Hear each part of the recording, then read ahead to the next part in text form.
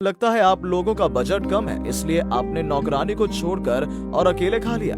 इसलिए होटल की तरफ से एक छोटा सा उपहार। होटल में एक नया ग्राहक आया। महंगी ड्रेस पहने एक युवक और एक खूबसूरत महिला, शायद पति पत्नी है। उनके साथ गंदे कपड़ों में एक और लड़की है जो नौकरानी के जैसे दिख रही थी। और उसकी सुंदर पत्नी ने अपना वैनिटी बैग नौकरानी के हाथ में देकर कहा कि इसे लेकर यहाँ खड़े रहो, और मेज के दूसरी तरफ खुद बैठ गई। सुरेश को ये देखकर आश्चर्य हुआ कि मेज पर और भी खाली कुर्सियां हैं, और फिर उन्होंने नौकरानी लड़की को बेवजह क्यों खड़ा करके रखा है। सुरेश आगे आया और बोला कि क्या तुम्हें इस टेबल पर बैठने में परेशानी हो रही है? क्या मैं उसके लिए एक और कुर्सी लाऊं? कहकर उसने नौकरानी की तरफ देखा। उसकी बातों से गुस्सा होकर खूबसूरत लड़की बोली, तुम वेटर हो या कुछ और? तुम यहाँ क्यों बात कर रहे हो? अगर हमें किसी चीज की जरूरत होगी तो हम आपको अभी बुला लेंगे। सामने से हटो, हमारा वक्त ज़ाया मत करो। उनसे ताने सुनने के बाद सुरेश बिना कुछ कहे उनके सामने से निकल गया। हालांकि उन्होंने कुछ भी बुरा नहीं कहा था। उस लड़की को बेकार ही खड़ा करके रखा है, इसलिए कुर्सी की बात करने गया था। पर बातें सुनकर तो यही लगा कि वो औरत काफी घमंडी है, तो सुरेश ने और कुछ नहीं कहा। ग्राहक चाहे जितना भी गलत हो, वेटर को सब कुछ चुपचाप मान लेना पड़ता है। थोड़ी देर बाद उसे इशारे से ऑर्डर लेने के लिए बुलाया गया। सुरेश ने पास आकर पूछा कि उन्हें क्या चाहिए। फिर उस खूबसूरत मैडम ने होटल की खास चीजों को चुनकर उनके लिए लाने को कहा। सुरेश तुरंत गया और एक ट्रे पर 3 थाली भोजन लेकर आया। टेबल पर 3 प्लेट देखकर मैडम ने पूछा, इतना सारा खाना क्यों?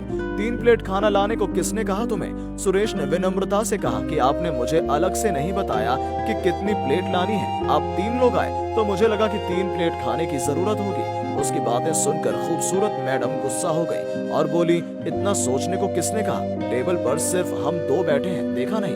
तुम्हें हमारे लिए खाना लाना है, वो तो नौकरानी है। सुरेश ने अपना सिर नीचे किया और धीरे से कहा कि नौकरानियां भी इंसान है मैडम। बात खत्म होने से पहले ही खूबसूरत मैडम उठकर सुरेश के गाल पर एक जोरदार थप्पड़ मारने लगी।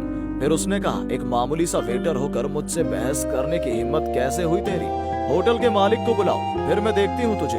इस थाली को तुरंत मेरी नजरों से हटाओ। मार खाकर अपमानित होकर सुरेश उस औरत से कुछ नहीं कहता है और सिर झुकाकर सॉरी कहकर प्लेट लेकर वहाँ से चला जाता है। कुछ देर बाद उन्होंने खाना खत्म किया।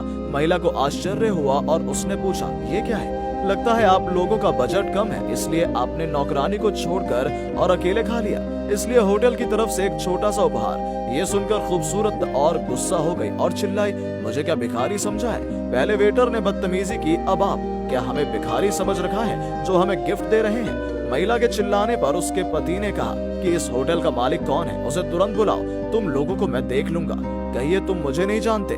पास में मौजूद सज्जन ने फिर शांत स्वर में कहा, आप शायद मुझे ही ढूंढ रहे हैं। मैं इस होटल का मालिक हूँ, मैं क्या कर सकता हूँ? ये जानकर कि वो मालिक है, सुंदर महिला ने कहा कि आप होटल के मालिक हैं और ग्राहकों के साथ ऐसा व्यवहार कर रहे हैं। पहले वेटर बदतमीजी करता है और फिर आप कुछ नहीं बोलते हैं और फिर खुद ही हमारा अपमान करते हैं। मैं इस होटल में फिर कभी नहीं आऊंगी। मालिक ने विनम्रता से उत्तर दिया।